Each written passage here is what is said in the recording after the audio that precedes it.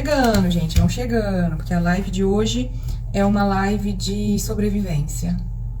Importantíssimo a gente aprender a se comportar e entender ambientes desafiadores, porque nós teremos ambientes desafiadores aonde quer que a gente esteja. Pode ser empresa pequena, pode ser empresa grande, pode ser empresa familiar, pode ser multinacional, sempre vai ter alguma situação desafiadora. E aí a gente faz o quê? Né? Eu tenho visto muita gente só lamentando, reclamando, e adianta reclamar? Como se só reclamar a gente pegasse uma varinha mágica e plim, todos os problemas se resolveram, né? E aí essas pessoas muitas vezes reclamam, e no final das contas também, às vezes até adoecem, né? É onde o Brasil é campeão, tá lá no top da lista de ansiedade, de depressão, de burnout. Por quê? Né? Porque muitas vezes a gente não consegue ler o cenário da maneira que precisa ler e lidar e não aprende a lidar com este cenário. Então, feita toda essa introdução, eu vou pedir para você que, se você conhece alguém que precisa aprender a lidar com tudo isso, que tá passando por isso, ou que vai passar, ou que já passou, ou simplesmente alguém que você gosta, né? Pode ser que você tenha aí alguém que você gosta e quer compartilhar um conteúdo, quer compartilhar um bate-papo legal com essa pessoa, já manda essa live para essa pessoa e fala, ó, vem que a Ana vai bater um papo com a Juliana. E, bom, eu tô te ouvindo, se todo mundo tá te vendo, vamos conversar, Ju. Vamos lá. Né? Então vamos lá. Deixa eu só explicar pro pessoal por que eu te convidei e depois você já se apresenta, né? Eu convidei a Ju, gente, porque eu estava fazendo aqui uma introdução do tema, e a Juliana, além de ser psicóloga, atender em clínica, mentora de carreira, também e sempre foi área de recursos humanos. Então, a Juliana, ela tem as duas vivências, né? Porque eu, particularmente, sou formada em psicologia, mas eu não tenho a vivência da clínica. Minha vivência toda é de RH e agora da mentoria. Então, Ju, eu acho que você reúne tudo que precisa reunir, que é a clínica, é a mentoria, é o RH, para bater esse papo aqui e a gente trazer instrumentos e ferramentas para as pessoas conseguirem lidar com ambientes desafiadores. Então, por isso que eu te convidei e pode falar um pouquinho do seu trabalho e se apresentar para a turma. Primeiro, te agradecer o espaço, o convite para a gente conversar desse tema tão importante. Estamos ainda no janeiro, né? Janeiro é o mês de Janeiro Branco, que a gente fala tanto da campanha em saúde mental. Então, vocês vão perceber que eu tenho muito apegada aí da questão do emocional, da saúde mental. Como uma das minhas frases, das minhas bandeiras que eu levanto não há potencial sem saúde mental, porque atrás de um profissional com as suas entregas, os seus resultados estão lá. Um ser humano com os seus traumas, enfim, com a forma como ele enxerga o mundo. Isso a psicologia vem ajudar bastante nessa compreensão. Como a Ana disse, eu sempre trabalhei com desenvolvimento profissional e emocional. Então, tenho 23 anos de carreira dentro da área de RH, desenvolvendo times, gestores, enfim. E sempre em paralelo, eu atendia na minha clínica, tá? Na psicologia clínica. Há 6 anos, eu estou empreendendo como autônoma. Então, presto consultoria em algumas empresas, mentoria de carreira e na psicologia clínica. E, Ana, é muito interessante esse tema que você colocou, né? Que você puxou, porque o consultório está vindo com muita demanda de adoecimento da questão profissional. Então, acho que é um tema extremamente interessante para a gente conversar. O que eu quero pedir para vocês? Se vocês puderem o máximo contribuir com a visão de vocês, com perguntas, por quê? Quando a gente fala de ambiente profissional e questões de saúde mental, não existe uma receitinha, né? A gente precisa ter a habilidade de olhar aquela situação e saber colocar a estratégia certa ali. Então, quanto mais vocês puderem compartilhar e perguntar, mais gama, né, de instruções e dicas a gente vai poder dar, tá bom? Muito bom. Ô, Ju, e para a gente começar, então, eu queria que a gente começasse falando assim um pouco de como que a gente faz para identificar, talvez, que a gente está num ambiente que não é o ambiente que a gente sempre sonhou. E no caso, quando a gente fala de trabalho, de emprego, talvez a gente consiga já pegar alguns indícios de que é um desafio, que vai ser um desafio, ou que não é uma empresa tão bem estruturada. Já na entrevista, eu queria, na verdade, saber se você acha que é possível a gente sentir esse cheiro, assim, sabe, na entrevista, ou não, é uma loteria e a gente tem que entrar e ver o que é e que se precisar, sai. Sim, Ana, é possível sim. O que vai exigir da gente? Parar e pensar. O que está acontecendo com a maioria das pessoas hoje em dia é as pessoas vivem no automático e elas não prestam atenção no óbvio, tá? Então, de novo, a gente precisa praticar reflexão, a gente precisa praticar essa análise criteriosa daquilo que a gente está sentindo, daquilo que acendeu um alerta. Então, por exemplo, a gente fala muito de valores, né? Valores pessoais, valores organizacionais. Então, por exemplo, vai fazer uma entrevista. Eu já tive essa experiência. Vou dar o meu exemplo. Eu queria muito entrar numa empresa, tá? E um dos valores dessa empresa era competitividade, tá?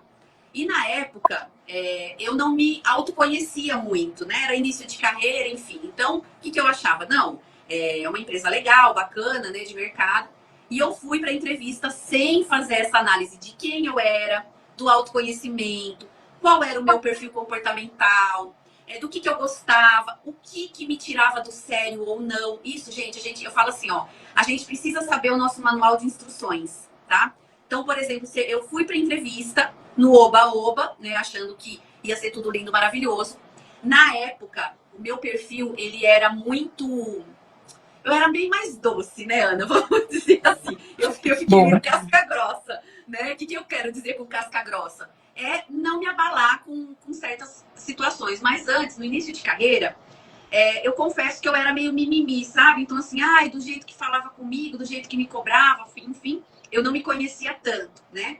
E aí, eu entrei nessa empresa e por conta de um dos valores da empresa, que era a competitividade, eles não tinham um olhar muito legal para o ser humano, ou seja, não tinha aquela paciência, era um atropelo, muitas vezes um pisava em cima do outro. E aí a gente se pergunta, né? Pô, Ju, mas como é que uma empresa assim dá certo?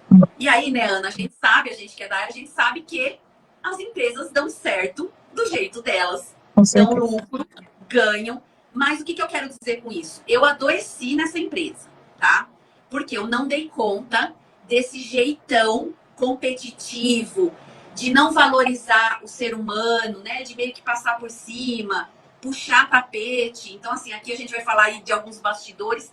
E aí, aquilo, para mim, eu não dei conta, tá? Eu não aguentei. Então, assim, o que hoje, olhando para minha experiência, que eu daria de dica para vocês analise os valores organizacionais da empresa. Estão alinhados com os seus? Então, por exemplo, se você é uma pessoa que preza por organização e planejamento, que você é uma pessoa que gosta de tudo organizado, e essa empresa ela não tem esses tipos de valores, você conversou com alguém lá dentro e você percebeu que eles não têm muito planejamento, eles não são organizados, saiba que você vai sofrer e muito. Né? Então, assim, você precisa encontrar. Claro que o mundo, gente, ele não é redondo, não é tudo quadradinho, bonitinho. Porém, tem coisas que você consegue equilibrar. Encontrar um mundo um pouco mais saudável para você conseguir trabalhar. Te respondi, Ana.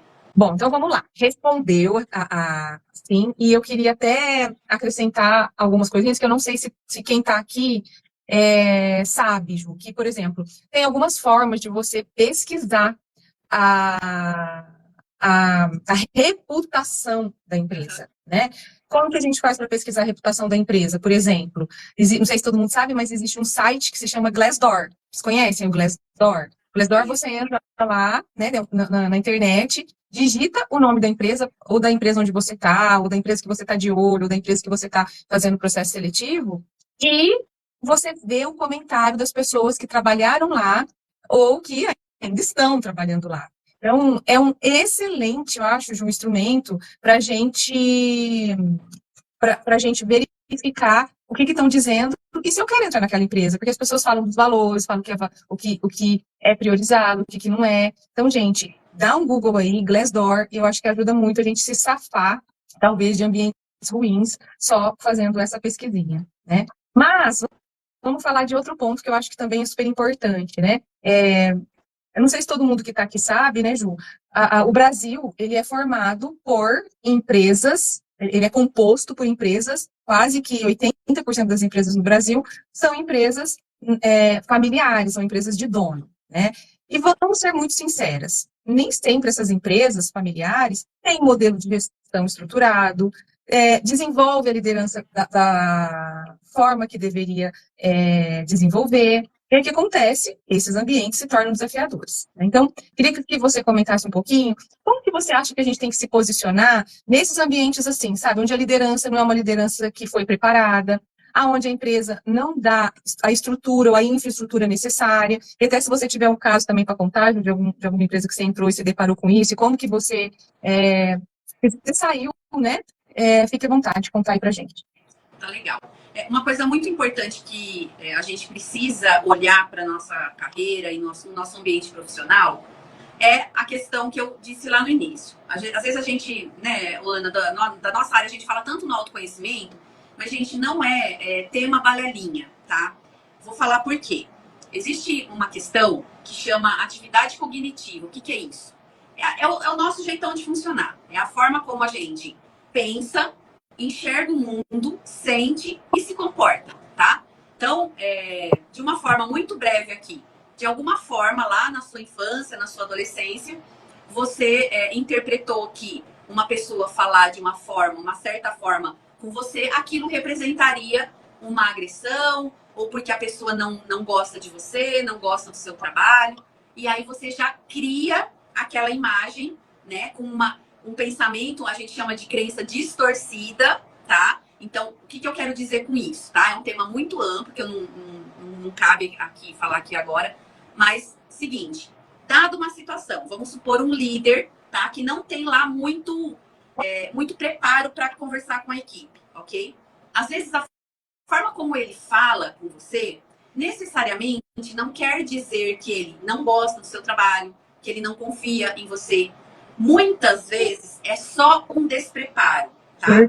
Mas o que acontece com a gente? E quando eu falo a gente, somos todos nós mesmos. Porque assim, todos nós temos crenças, todos nós tivemos alguma questão, alguma rusga na infância, algum trauma. Então, vou dar um exemplo. Eu trabalhei numa empresa onde o CEO ele era alemão, tá? Então, vocês podem imaginar a forma como era a delicadeza da comunicação dele, tá?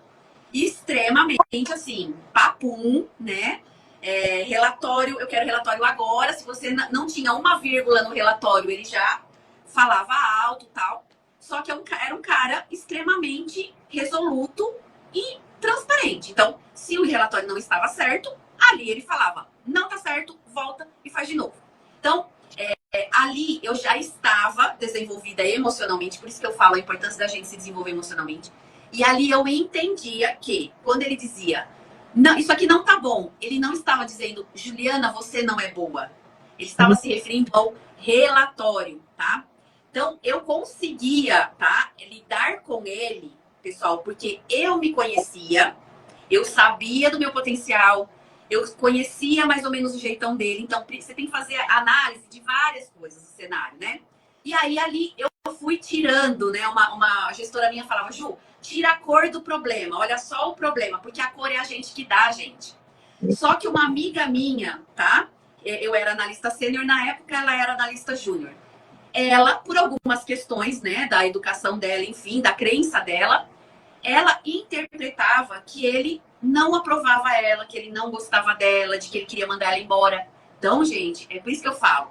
Às vezes, a forma como os outros se comunicam é uma interpretação nossa, tá? Então, qual que é a dica? Olhou aquilo, racionaliza, tá? Uma outra questão que pode ajudar vocês. No início da minha carreira, entrei numa empresa e o diretor, eu era sozinha no RH, e o diretor aqui, ó, me dava tudo que era projeto. Ele era um líder despreparado, que ele não sabia elogiar, então ele só sabia pontuar o que estava errado. Eu, na minha imaturidade, né, muitas vezes sem me conhecer direito, o que eu interpretei? Ele só sabe reclamar do meu trabalho, ele não gosta de mim. Aquilo começou a me minar, né, me adoecer. Eu nunca mais vou esquecer. Um dia, numa reunião, ele saiu, e aí eu peguei minha bolsa e eu falei pro outro sócio assim, olha, aqui eu não fico mais, não aguento mais isso, vou embora. E E aí o sócio dele fez assim, senta aí, que escuta o que eu vou te falar. Ele falou assim, presta atenção, a pessoa que ele mais dá projetos para tocar na empresa, quem que é? Aí eu falei, eu.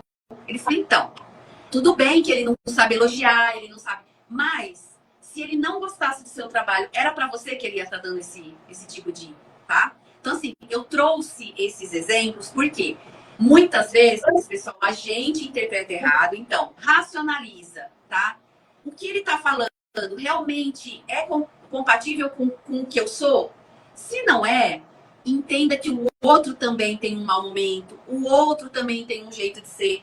Claro que a gente gostaria que todos os líderes fossem extremamente alinhados, desenvolvidos, mas não são. Assim são com os nossos colegas de trabalho, existem perfis diferentes, né? Então, assim, teve uma rusga, primeira coisa, olhe o problema de frente. O que está acontecendo? Qual que é a minha responsabilidade nesse problema? Será que fui eu que demorei para mandar o e-mail? Para o outro estar estressado assim? Porque muitas vezes a gente se coloca de vítima também, né, Ana? Então, tipo, o outro estourou, e aí eu falo, nossa, olha como ele falou comigo. Mas eu não analisei que eu demorei para encaminhar o e-mail que ele estava tanto esperando, né? Analisa friamente o problema, chama a pessoa para conversar, então dialoga, foca na solução, não no problema. Olha, a gente está aqui, a gente precisa resolver essa situação e tenta tirar a cor do problema, que a situação fica mais leve, né? Porque se não são muitas variáveis, se a gente for ficar levando muito ao pé da letra, a gente se ofende com todo mundo, a gente se começa a se colocar para baixo, né? A nossa autoestima vai começar a ser minada. Então, assim, racionalizar o problema, tentar separar, tentar dialogar é uma das saídas para a gente poder driblar todas essas situações adversárias. Assim. Perfeito. Gente, vocês entenderam por que eu chamei a Ju, né? Porque é muita história, é muito conhecimento, é muito. Ó, vou pegar o gancho de duas coisas que você falou, vou por parte, tá? Você citou bastante a história, tem que conversar, né? Tem que dialogar. Ju, eu não sei como que tá aí, mas aqui as pessoas não conversam. Então, eu vejo duas situações, sabe? As pessoas reclamando muito do líder, mete o pau no líder, e aí você fala, tá bom, mas você já falou pra ele e, sei lá, você não gosta que ele te liga no final de semana? Né? Que tem muita gente que reclama disso. Ou se não, até recentemente uma pessoa me chamou, aqui no Instagram mesmo, porque estava com muito problema com a colega, porque a colega estava com sarcasmo, a colega estava de risadinha, a pessoa falou para mim assim, a hora que eu começo a apresentar alguma coisa, ela fica de risinho, cochichando com a outra, e o que eu faço? Eu falei, chama ela para conversar. Então, assim, na minha realidade, as pessoas estão com muita dificuldade desse diálogo, dessa conversa, e eu vejo que às vezes dialogar e conversar, e mostrar para o outro, ó, isso que você está fazendo não está legal, faz tanta diferença e torna o negócio tão mais leve. Como que você está vendo isso aí na sua realidade? Você puxou um gancho excepcional, é exatamente isso.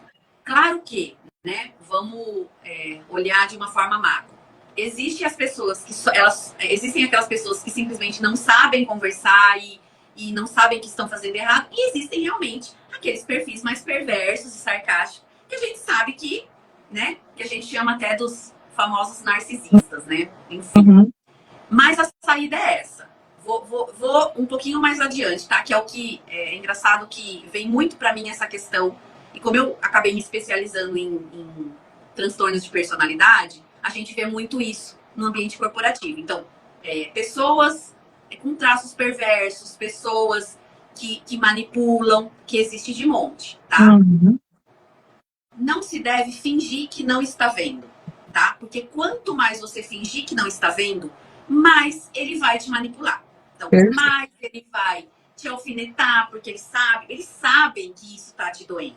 Eles têm uma audácia, eles têm uma perspicácia. Então, assim, chama para conversar e pontua. Fulano, olha, quero te falar que, e seja específico, aquele dia, dessa forma, você fez isso, fez com que eu sentisse dessa forma, eu não gostei, estou te pedindo para você parar, tá? Isso até, gente, se chama comunicação não violenta, tá? Tem um livro, inclusive saiu agora um livro da comunicação não violenta, só de exercícios, de capa preta. É muito legal. Então, Depois você me passa. existem técnicas, tá? De como você comunicar. Fulano, ó, você fez isso, isso me fez me sentir dessa forma, tô te pedindo para você não fazer mais isso. Você comunicou. Se a pessoa realmente ela está engajada a mudar e fazer com que o clima fique bom, que bom, porque você está também desenvolvendo ela, está ajudando para que ela se enxergue. Se você estiver lidando com um transtorno de personalidade, por exemplo, um narcisista, alguém muito perverso, ele não vai mudar. Mas ele tá sabendo que você é esperto. Você não é bobo, que você sabe o que ele tá fazendo. E quanto mais você evidenciar para ele do tipo, olha, eu tô vendo o que você tá fazendo comigo, tá? É importante. E assim, pessoal, mesmo sendo gestor, tá? Obviamente, a gente tem medo de falar com gestores, ok? Mas é importante que vocês abram espaço para conversa. Quando vocês forem chamar alguém para conversar, importante, abra o diálogo para escuta. Então, fala, olha, fulano, aconteceu isso. Você pode me explicar por que você está lidando dessa forma comigo? Deixa o outro falar. Tenta enxergar o outro lado dele, tá? Uhum. Então, assim, não vá num tom muito de ataque, só de ataque, né? Ah, é porque você está fazendo isso comigo e você está me fazendo me sentir assim.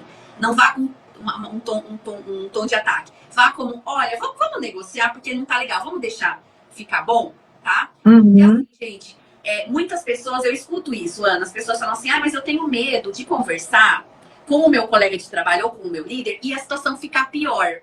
Gente, não. O que vai ficar pior é você não falar e a pessoa vai perceber o seu jeito, porque você vai reagir, você vai se comportar diferente, você não vai conseguir esconder por muito tempo e ela vai interpretar o que ela quiser. Aí é muito pior, entendeu? Por isso que tem que tentar ter esse diálogo. Esse assunto é muito importante, principalmente nos dias de hoje, pois as pessoas estão sempre muito reativas.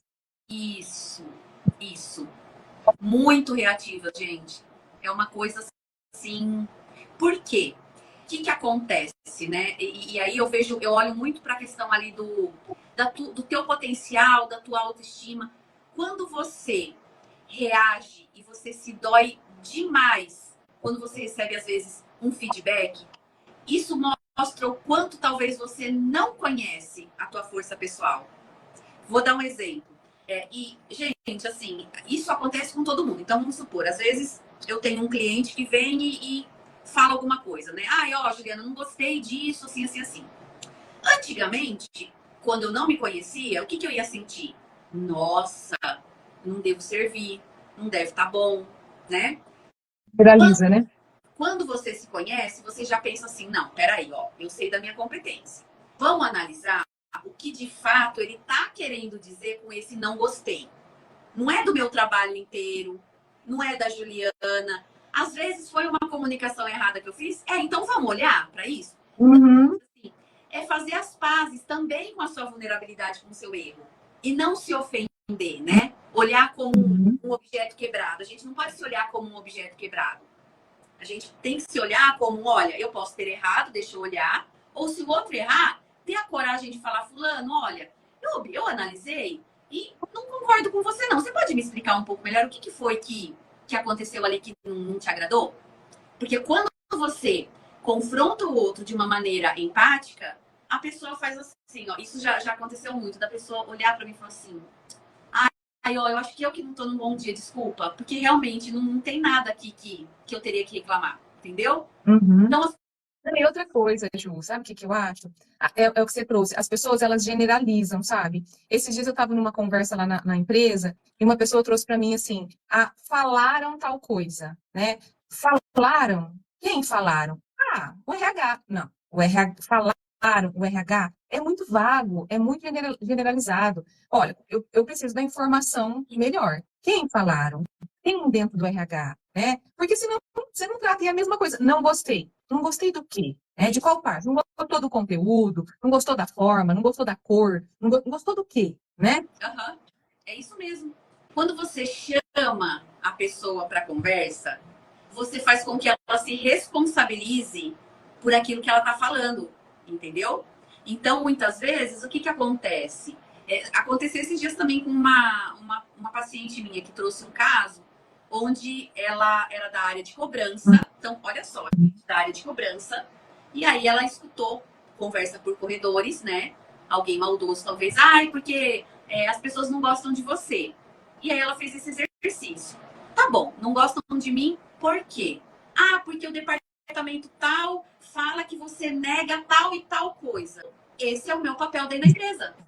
Para isso que eu tô aqui.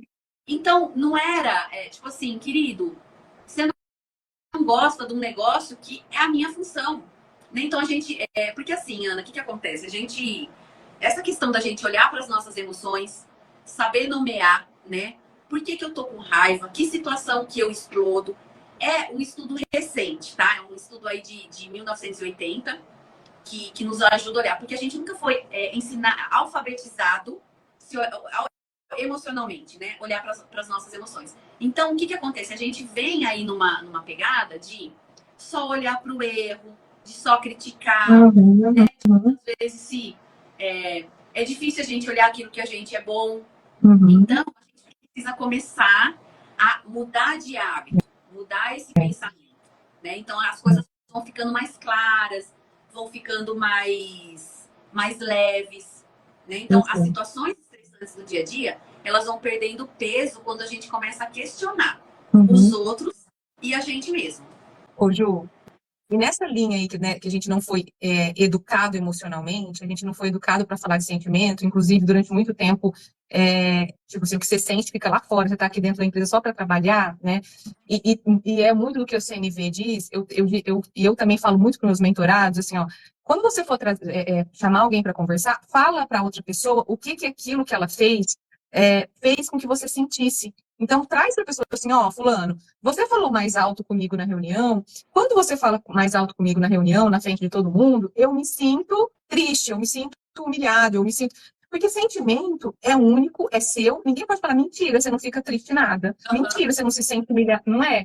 E a gente não fala de sentimento dentro das empresas, tá, sabe? Então, eu acho que a gente precisa começar a trazer esse tom de que somos seres humanos e sentimos, e a gente não tira, a gente não desliga o botãozinho do sentimento quando a gente vai para as relações de trabalho. Então, as pessoas precisam entender que a forma com que a gente se comporta causa um sentimento no outro, e a gente tem que respeitar esse sentimento.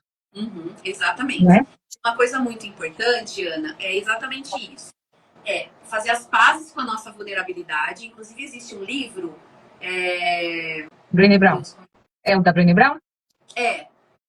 A coragem de ser imperfeito? Fala muito dessa vulnerabilidade, tá? Então, qual que é o segredo? Tudo é o equilíbrio, tá, gente? Então, entre intensidade e frequência.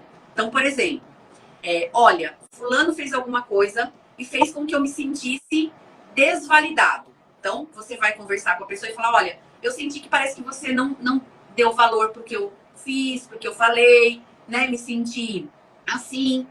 Você conversou e tentou arrumar.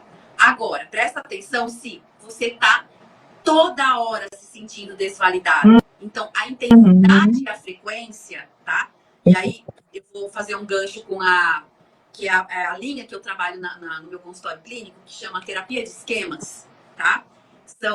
São formas da gente trabalhar emoções que estão muito enraizadas, tá?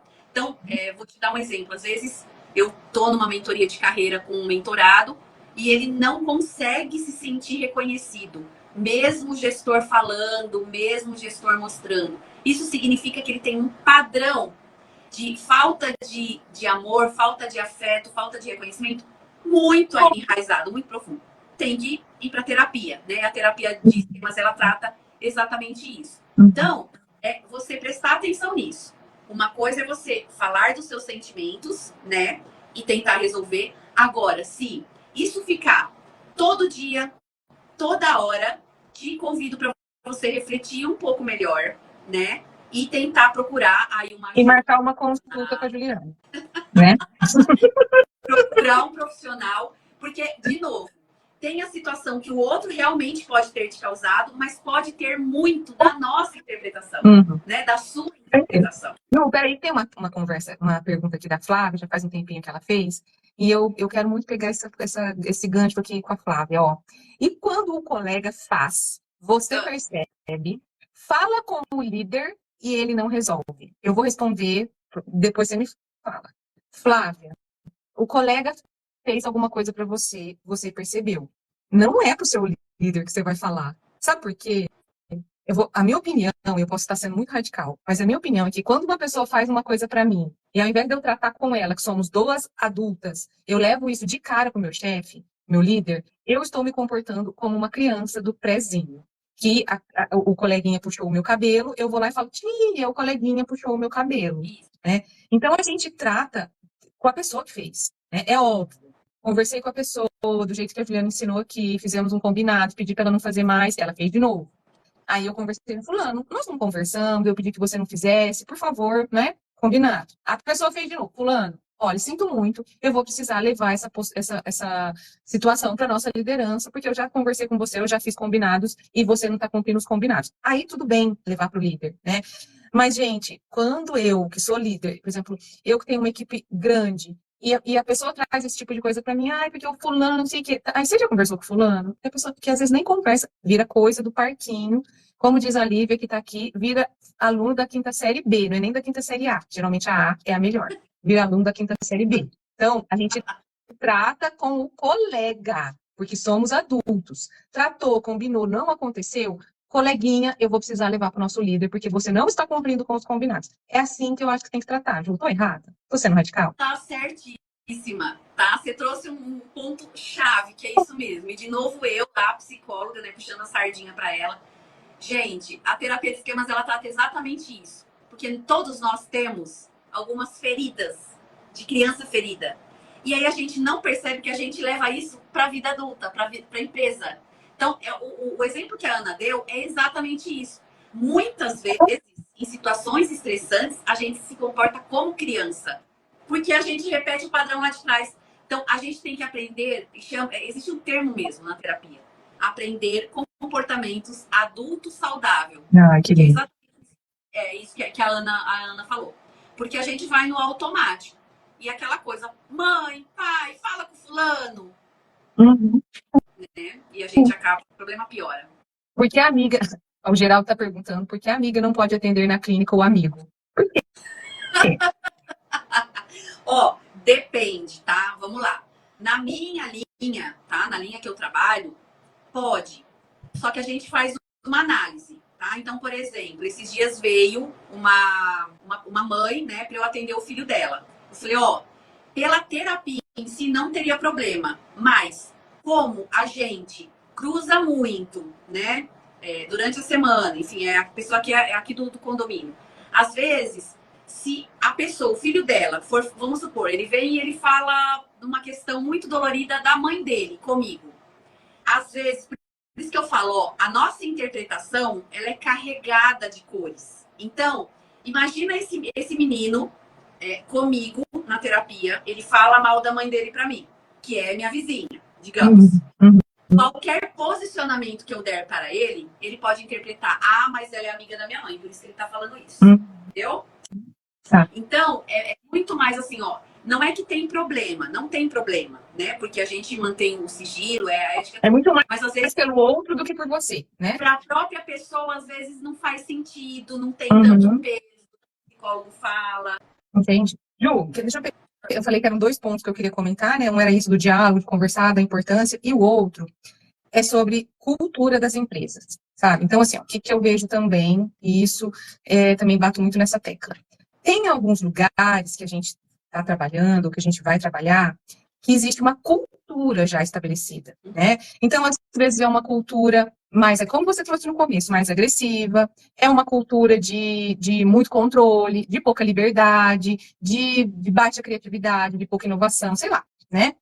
E aí eu vejo as pessoas, assim, extremamente puta da vida, ressentidas, às vezes até se achando incompetente ou extremamente ansiosas, porque elas acham que elas têm que mudar aquele lugar. Então, é um lugar de cultura de controle. E a pessoa quer mudar para ser uma cultura de liberdade, de meritocracia.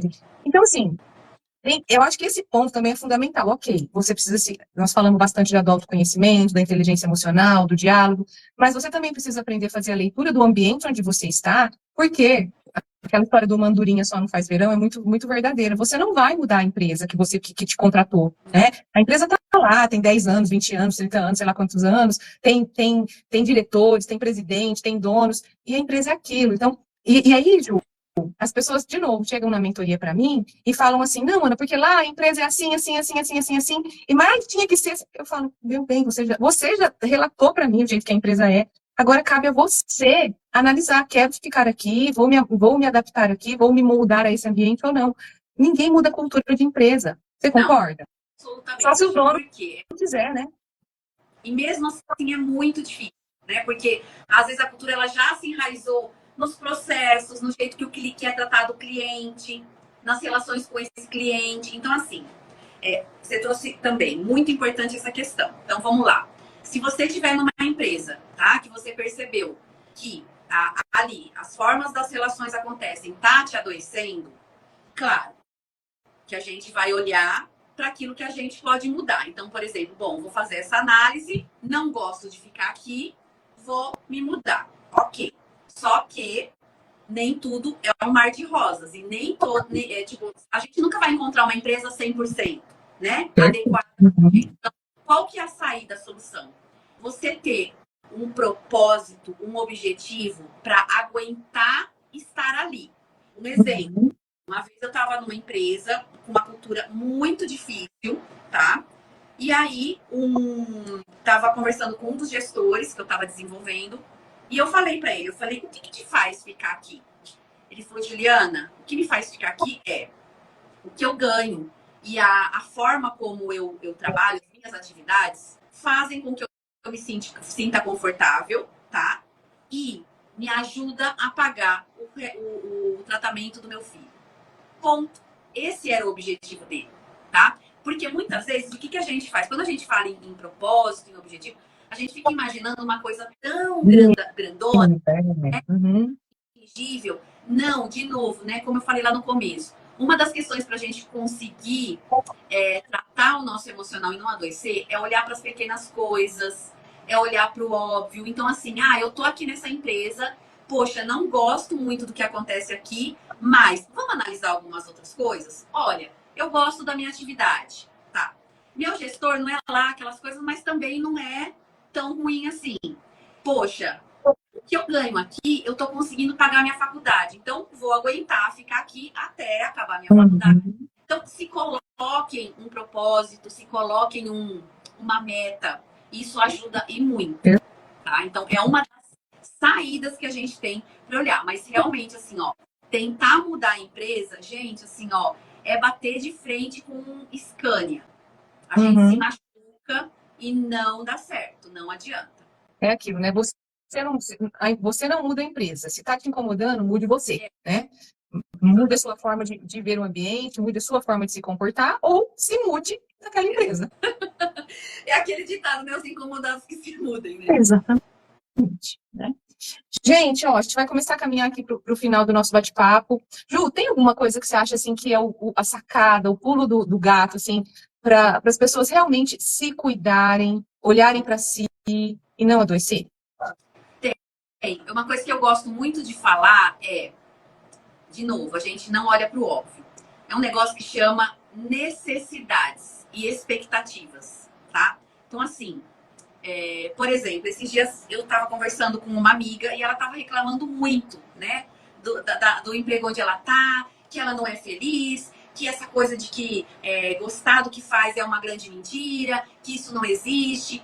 Aí eu virei para ela e falei assim, você não gosta do que você faz? Não, não gosto. Eu falei, tá, mas então por que você escolheu ser? E aí falei o cargo dela, e falei um outro cargo. Aí ela ficou me olhando assim, eu falei, você entendeu a pergunta que eu te fiz? Falei, porque você, assim, por alguma razão, você está ali fazendo aquela função, daquele jeito, naquela empresa. Então, alguma coisa ali te satisfaz.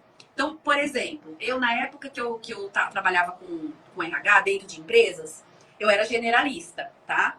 Então, tinha empresas, gente, que a cultura não era nada legal. O que fazia com que eu não adoecesse e me sentisse valorizada, que eu me sentisse reconhecida? eu pegava alguma coisa na minha função, que era treinamento, que eu adorava, sempre adorei dar treinamento, e eu falava, meu, é isso daqui que faz com que eu venha trabalhar todos os dias. Fazia outras coisas? Fazia. Então, por exemplo, recrutamento de seleção. Faço, ok, só que não é muita coisa, não é uma parte de um subsistema do RH que eu gosto muito. Eu amo o treinamento, mas eu tinha que fazer o recrutamento. Então, assim, não generalizar. Porque quando a gente generaliza, você acha que tudo tá ruim. Olha, Só vê aquela história do copo vazio, né? Só vê a parte vazia do copo. Só vê a parte, Então, por exemplo, uma das necessidades que eu tenho de realização na profissão é o quê? É ensinar. Eu gosto de ensinar. Então, em algum trabalho que eu entrar, eu vou procurar uma forma na minha atividade de ensinar alguém, ensinar alguma coisa. Isso faz com que você se sinta um pouco mais satisfeito, realizado, tá? Vamos supor uma outra pessoa, eu trabalho no administrativo. Qual necessidade que você tem, né, de realização? Ju, eu gosto de organizar as coisas, de controle. Ok, cria tabela, tenta criar norma, entendeu? Ou seja, tenta inovar e criar alguma coisa dentro do seu trabalho para que aquilo você fala, nossa, hoje eu vou trabalhar, tem coisas que eu não gosto de fazer, mas tem outras coisas que me satisfazem. Então, olhar para as nossas necessidades de realização também ajudam a gente conseguir a tocar o rojão, né? Porque tem desafio por aí. Tem uma pessoa que trabalha comigo, não sei se ela está aqui, a Camila. Ela fala, ela gosta da parte de desenvolvimento, também de treinamento, aí tem dia que ela tem que fazer essas burocracias, todo lugar tem, né? Aí ela faz, de repente ela fala, ai, chega, terminei. Agora eu vou fazer a parte legal. Agora eu vou fazer o trabalho gostoso. É isso, né? Isso. Não tem só coisa boa. Não dá para ser 100%. E também, a gente precisa olhar assim, ó, é tudo ruim. Será mesmo que é tudo ruim? Ok, pode ser que você tenha escolhido errado, você tenha, né? Ok, o que a gente pode fazer para mudar? Vamos escolher uma outra coisa? Né? Então, assim, gente, a gente só não tem jeito para morte. Mas tem soluções, tem formas da gente gostar da gente, gostar do que a gente faz e não adoecer no trabalho, porque é a pior coisa que tem. E temos uma dica aqui, o Danilo Peterucci está dando uma dica pra gente. Ó, Joel J e Isabela Camargo, gosto dos dois, viu, Danilo? Estão com um tema maravilhoso para o Janeiro Branco, como melhorar sua saúde mental. Ele falou que está no Spotify. Gente, então, eu sou a louca do Spotify, amanhã mesmo eu já vou procurar. Se alguém mais gostar, tá aí a dica do Danilo. Manu falou, adulto faz o que tem que ser feito, criança que faz somente o que gosta. É bem isso, né? E muitas vezes a gente a gente tem que fazer dentro do trabalho algumas coisas, tem que trabalhar para ganhar dinheiro, para realizar alguma coisa que não é realizada dentro da empresa, é realizada fora da empresa, né? Então, o que a Ju trouxe, eu estou nesse trabalho porque eu quero concluir minha faculdade, eu estou nesse trabalho porque eu estou juntando dinheiro para fazer um intercâmbio, eu estou nesse trabalho para pagar a faculdade do meu filho, estou nesse trabalho para pagar um tratamento, sei lá do que, né? Então, é o que a Manu disse, adulto, essa é a vida e é assim que tem que ser. Mas tudo isso que a gente falou aqui, né? O autoconhecimento, a inteligência emocional, olhar para si, fazer terapia, buscar o diálogo, ler cenários, entender a empresa onde você está, tudo isso faz com que o peso, né, que talvez exista, seja mais leve. Muito bom. Alguém, se ninguém mais tiver perguntas, se ninguém mais quiser contar nenhum caos aqui para mim e para a Ju, eu vou começar a te agradecer, Ju, mais uma vez por esse papo. Sempre solista, a Ju, eu falo, ela topa na hora. Eu gosto assim, né? Não aguenta um vamos, falo vamos, né? Eu que agradeço, Ana. E sucesso aí para todos, se cuidem, tá? Não deixa para a última hora, é igual o carro, né? Carro a gente manda fazer revisão todo ano. Estamos aí na cuca, porque se ela parar, a gente para tudo. Para tudo, exatamente. Ju, obrigada. Estou aqui à sua disposição. Gente, sigam a Ju. Quem está aqui e não segue ainda, comecem a seguir. Ela também coloca muito conteúdo lá no Instagram dela. Muito útil aí para a gente, para nossa saúde, para nosso posicionamento, para descobrir quem a gente é. Obrigadão, Ju. Bom descanso e beijo enorme para você. Tchau, gente. Boa noite.